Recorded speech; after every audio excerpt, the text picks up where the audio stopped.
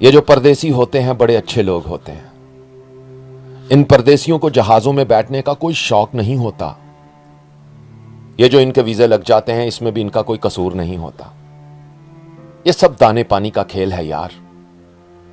जहां जहां परिंदे का रिज्क लिखा होता है वो उड़ उड़कर वहां जरूर जाता है।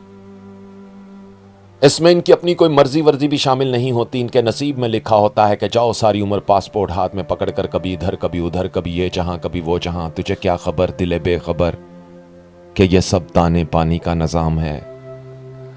परदेसियों से प्यार किया करें, ये बड़े आर्जी से लोग होते हैं। 4 दिन के लिए वापस आ भी जाएं तो भी देश के लोग इनसे यही पूछते रहते हैं, वापस कब जाओगे, वापसी कब की है।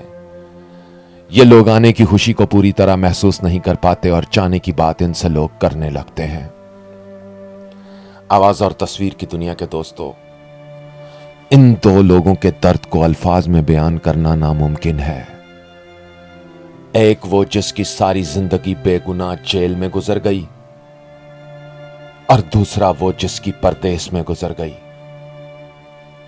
इस बात का मतलब समझना हो तो उससे पूछना जिसने ना कभी अपनों के जनाजे पढ़े और ना कभी उनकी खुशियों में शरीक हुआ। हाय हाय।